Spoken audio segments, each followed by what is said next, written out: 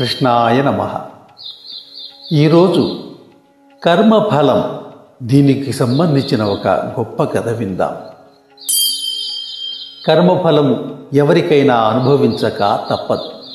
మన పాపకర్మే గ్రహ రూపంలో వచ్చి బాధిస్తుంది. ఎందుకంటే కర్మ బలీయమైనది.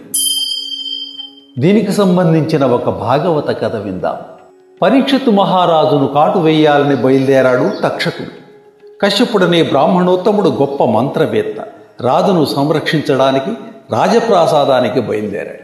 దారిలో ఇద్దరూ ఒకరినొకరు తారసపడ్డారు. తక్షకుడు కూడా బ్రాహ్మణ వేషాన్ని ధరించి కశ్యపుని చూసి ఇలా అన్నాడు: మహాత్మా, తమరెవరు? ఎచ్చటికి పైన అని అడిగాడు.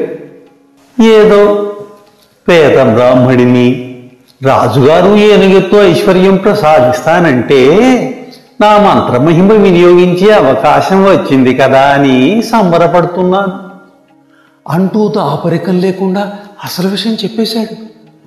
అమాయక బ్రాహ్మణుడా, పరీక్షన్ మహారాజుని కాటు వేయబోయేది ఏదో నీటి పామో బురద పామో అనుకుంటున్నావా?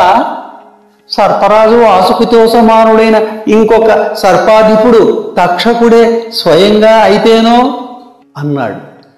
తక్షకుడైనా కానిమ్ము, అతన్ని మించిన ఆదిశేషుడైనా కానిమ్ము, నా దగ్గర ఉన్నది గారడివాడి పాము మంత్రమో విషకీటక మంత్రమో అనుకుంటున్నావా అని బదులిచ్చాడు కశ్యపుడు.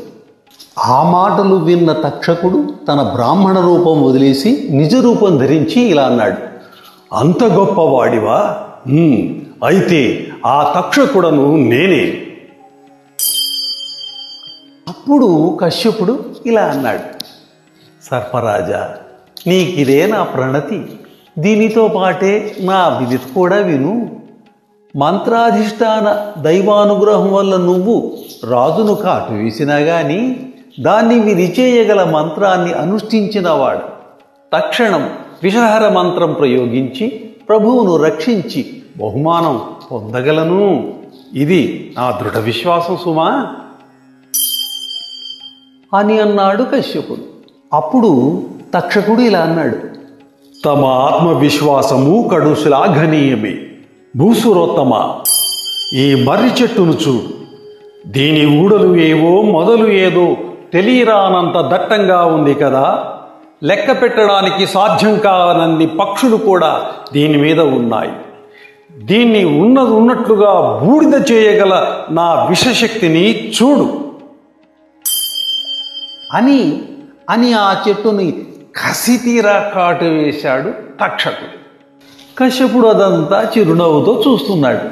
తక్షకుడు చెప్పిన దాంట్లో ఆవగింజంతైనా అబద్ధం లేదు. ఆ మహావిషకీలలకు చెట్టు నిలువునా మాడి బూడిదైపోవడం కళ్ళారా చూశాడు కశ్యపుడు. చూసి ఇలా అన్నాడు: అయింది కదా తక్షక, ఇప్పుడు నా శక్తి చూడు అని పిడికెడు బూడిదను ఆ భస్మరాశి నుంచి తీసుకుని అత్యంత శ్రద్ధాభక్తులతో అధిష్టాన మంత్రాన్ని ఇలా జపం చేశాడు: ఓం నమో నారాయణాయ, ఓం నమో నారాయణాయ, ఓం నమో నారాయణాయ. అలా మంత్రాన్ని చేసి ఆ బూడిదను కుప్పపై పోసి జలం సంప్రోక్షించి విడిచిపెట్టాడు.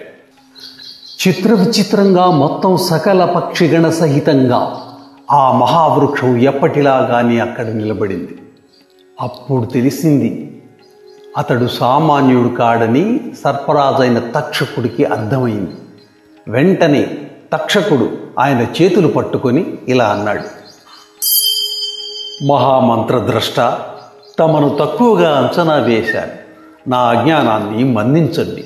తమకు తెలుసో లేదో, నిజానికి పరీక్షిత్తు మహారాజు శాపరూపాన మృత్యుదేవుని సదనానికి వెళ్ళవలసినటువంటి విధి రాసి ఉంది.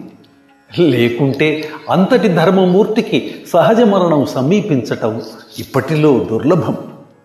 త్వరలో కలిప్రవేశం జరగబోతోంది. అప్పటికి జనమేజయుడు రాజుగా ఉండాలి అంటే తక్షణం పరీక్షిత్ మహారాజు యొక్క అంకం పరిసమాప్తం కావాలి. ఇది విధాతకృతమే కానీ పరీక్షిత్తు రాజుకు సహజంగా జనించిన వికృతం కానే కాదు.